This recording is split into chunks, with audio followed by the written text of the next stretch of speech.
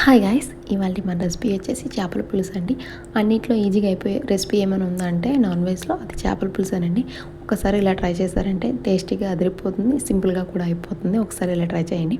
ముందుగా ప్యాన్లో ఆయిల్ వేసుకొని అందులో సాల్ట్ వేసుకొని అందులోనే చేపలు వేసి ఫ్రై చేసుకోవాలి.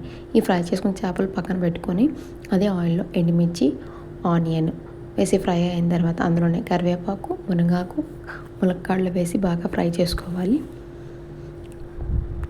ఇది ఫ్రై అయ్యేలోపు మనం 3 మీడియం సైజ్ ఉల్లిపాయలు, 2 టమాటాలు, చిన్న అల్లం ముక్క, 4 వెల్లుల్లి రబ్బలు కలిసి ముక్కలుగా కట్ చేసి పేస్ట్ చేసుకొని ఆ పేస్ట్ని అందులో వేసుకోవాలి.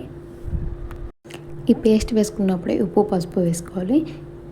ఫిష్కి ఎప్పుడైనా పసుపు అనేది ఎక్కువగా పడుతుందండి. పసుపు ఎక్కువగా వేస్తే నీచు వాసన రాకుండా ఉంటుంది. ఇది ఆయిల్ పైకి తేలిన తర్వాత ఇందులోనే ఫిష్ మసాలా, కారం, ధనియా జీరా పౌడర్ వేసి ఆయిల్ పైకి తేలేంత వరకు వేగించుకోవాలి. సాల్ట్ సరిపోతే సాల్ట్ చూసుకుని వేసుకోండి. ఇందులో నిమ్మకాయ సైజ్ అంత చింతపండు కూడా వేసుకుంటాము, ఎందుకంటే పులుపు అనేది ఎక్కువగా పడుతుందండి చేపల పులుసుకి. పులుసు చిక్కబడిన తర్వాత అందులో ముందుగా ఫ్రై చేసి పెట్టుకున్న చేపలు అయితే వేసుకొని దించేసుకోవడమే.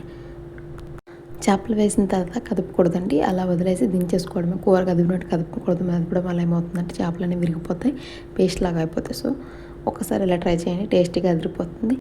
Please subscribe. Thank you for watching.